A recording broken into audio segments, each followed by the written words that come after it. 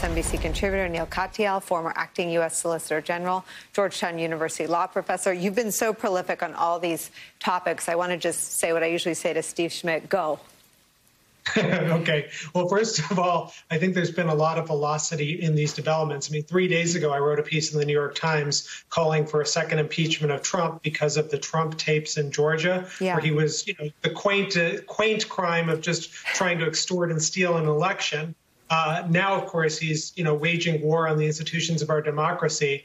And when I wrote that piece, I didn't think that things would happen in 2 weeks. I thought it would be a long process of impeachment. But this thing has a lot of velocity. And to me, one kind of key indicator is that the National Association of Manufacturers, which is a center-right group like the U.S. Chamber of Commerce, they came out yesterday and said 25th Amendment. And I think that there are three basic reasons why people are talking 25th Amendment or perhaps impeachment.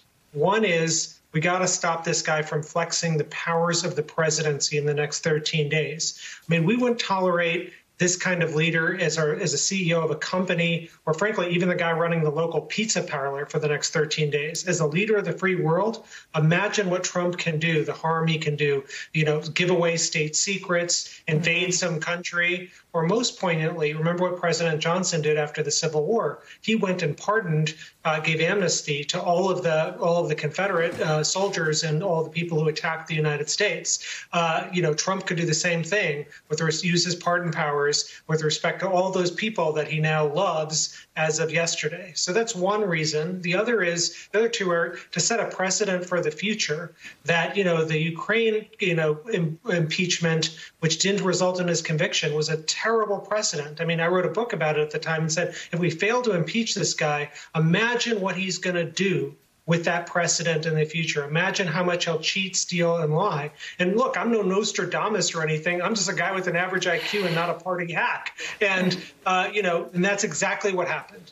And we can't have that for future presidents. And then finally, we got to get everyone on the record. House, Senate, members of cabinet, if they got to be able to, be put to a vote and say, do you really believe and want to stand with this nonsense? If you do, stay so. Let your votes live in infamy. Say it clearly, and we will judge you accordingly.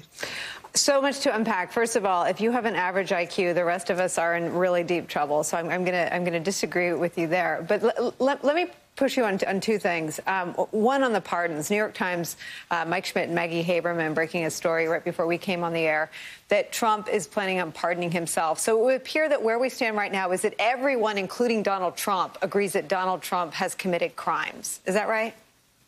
Oh, I certainly think so. And Trump, I think, is known for a long time. I mean, in his heart, he's a criminal. I mean, this is the way he operates. This is why he uses his thug behavior. He's tried to keep himself in power as president because there is a Justice Department opinion from the early 1970s that says a sitting president can't be indicted. But here's the interesting thing, Nicole. That very same Justice Department wrote an opinion saying a sitting president can't pardon himself. It's a very and the rationales make sense together and they interlock with one another. So, of course, Trump wants to disregard that. He's going to have to find an attorney general who agrees with him on that. Right now, the controlling opinion from the Justice Department is a president can't pardon himself. That is what every serious scholar, I think, basically agrees.